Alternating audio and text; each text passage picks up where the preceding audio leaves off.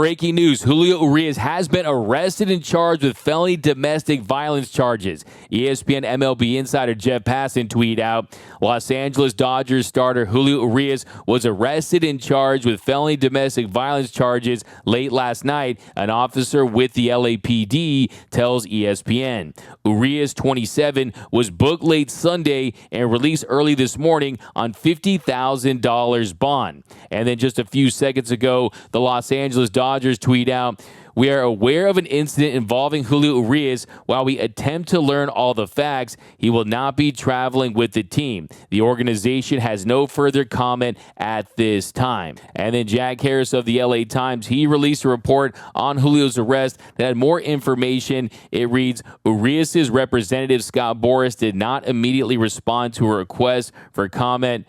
And he'll go on to say, Major League Baseball is aware of the arrest and plans to launch an investigation. A person with the matter told the Times. And now, as far as when and where the incident occurred, the LA Times is reporting that Sunday's incident is believed to have occurred at the LAFC versus Inter Miami soccer game Sunday night at BMO Stadium. Urías was among the celebrity guests LAFC announced attended the game, featuring star Lionel Messi.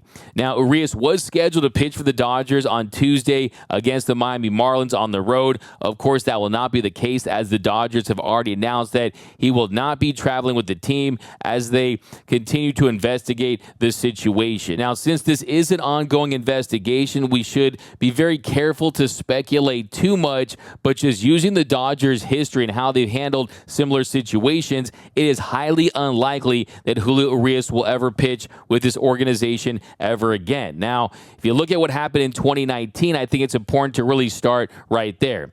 In 2019, he was arrested after reportedly shoving a female companion to the ground. He was placed on administrative leave at the time as the league began an investigation into the matter. The Los Angeles city attorney ultimately deferred prosecution in that matter.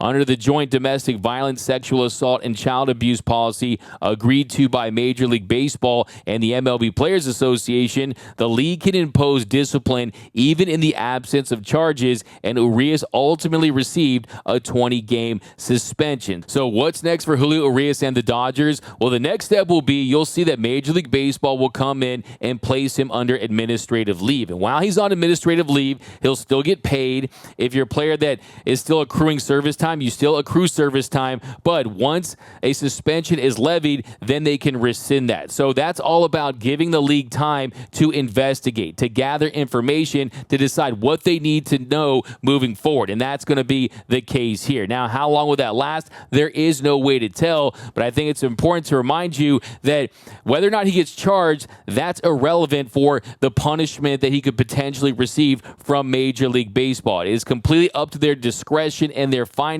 to determine how they want to move forward with Julio Urías. Now, there has never been a player that has received 2 suspensions, 2 punishments under the joint domestic violence, sexual assault, and child abuse policy. So that will be a first if that is the case, and that's what materializes out of this. Now, I think if you're this Dodgers organization, like I've told you all year based on my sources, that it was very unlikely that they were ever going to re-sign him in the first place, even before this incident. Even prior to this, it didn't really make a ton of sense when you consider the fact that he did turn 27 back in August, and when you consider his age and his agent, Scott Boras, they were after a long-term contract, something 7, 8, 9 years, and he was hoping to get north of $200 million. And this is a Dodgers organization that doesn't feel comfortable giving contracts to starting pitchers with that kind of length, with that amount of years included. You're just not going to see that unless it's a generational type of pitcher like a Clayton Kershaw. They did make an offer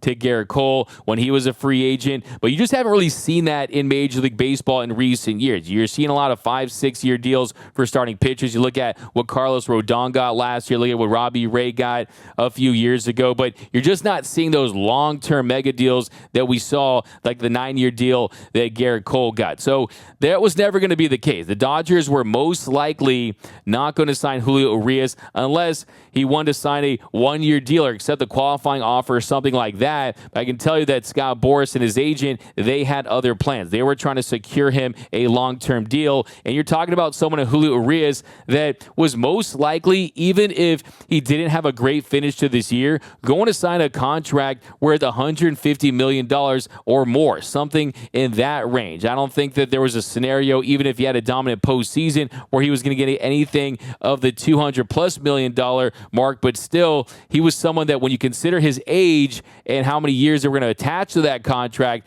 was going to sign for something maybe close to $200 million had he dominated throughout the postseason, but realistically somewhere in that $150 to $175 million range. So that is what was at stake for Julio this season. But let's be honest, baseball is the least of his worries right now. That really should not be the focus when it comes to the topic of Julio Urías. And you look at his history with this organization, he was someone that they found back in 2015 when they were scouting Yasiel Puig, and he ends up being the top pitching prospect in all of Major League Baseball. He was someone that was a foundational piece for this team, someone that was seen as a phenom. He makes his debut at the age of 19 in New York, and he would go on to have a big impact on this franchise. The Dodgers don't win the 2020 World Series without Julio Urías and what he was able to do out of the bullpen. When you think of the 2020 World Series, he is the indelible image. You think of him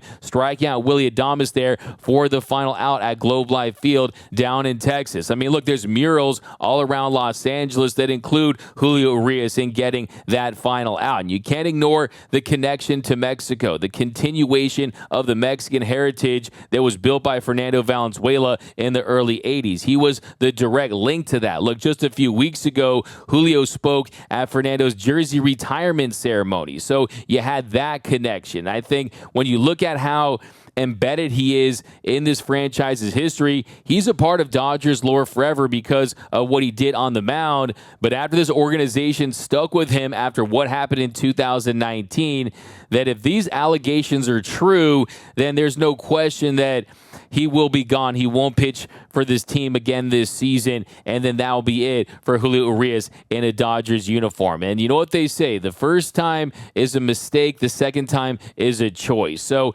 you really aren't going to give someone a third chance if you're the Dodgers. And look, like I said, even before this incident, they were highly unlikely to bring him back. Maybe possibly on a shorter term deal if he really had a bad finish to the season, but even that was unlikely.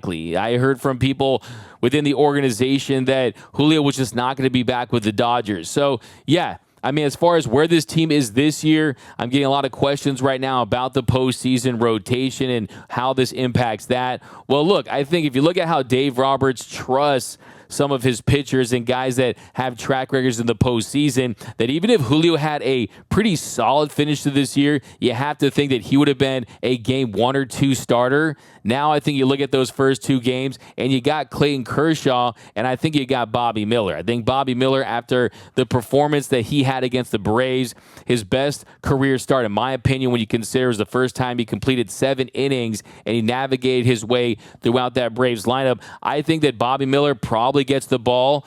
The big kicker there is what happens to Walker Buehler, because Buehler, he made his debut yesterday for OKC. It was the first time they had pitched in 451 days, almost 15 months, and he looked good. He threw 2 perfect innings, had 1 strikeout.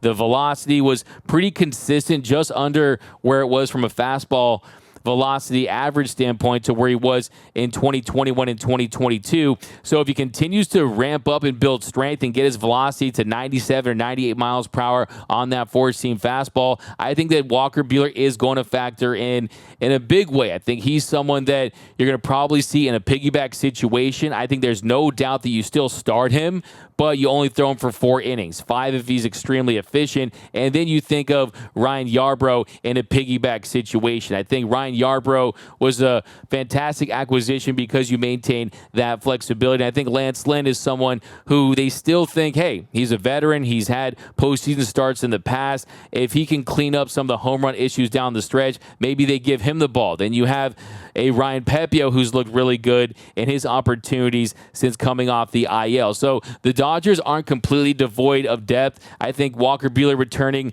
definitely is a necessity at this point if this team is going to have any chance of winning the World Series. But don't kid yourself. Losing Julio Urías from a player standpoint, from a performance standpoint, how it impacts this rotation is massive. This is someone who during the postseason has had a lot of big-time moments, and he's proven that he can do it on the big stage. So this is a massive blow to the Dodgers as a team, but really the focus right now is taking the next step as far as where this goes from a legal standpoint. The Dodgers, you have to trust that they're going to do the right thing. They're going to not make any rash decisions. They're going to wait till the information presents itself and they can make a decision on it while they know all the facts. And I think that you got to lean on Major League Baseball too and get the support from them. And like I said, the next step for them is to place Julio Urías on administrative leave. But yeah, the reality is this is an incredibly disappointing development. This is something that really leaves you sick to your stomach from the entire standpoint as far as the situation, the victim potentially, and everything that goes along with that. And then it's just really a sad situation all around. But if you guys want more information, we're going to be presenting all the facts, all the latest information over at DodgersNation.com. And if I get any new information, I won't hesitate to go live or upload another video to keep you guys informed. Unfortunately, this is not the kind of story that I like to present, not the kind of like the story that I like to talk about. But like I said, my responsibility to you guys is to give you the facts, give you the information you need to stay up to date on Dodger baseball. But that's going to do it for this episode of Dodgers Dugout. My name is Doug McCain. You can follow me on Twitter and Instagram at DMAC_LA. For all the latest Dodgers news, be sure to hit the subscribe button, hit the notification bell, and I'll talk to you soon, Dodgers Nation.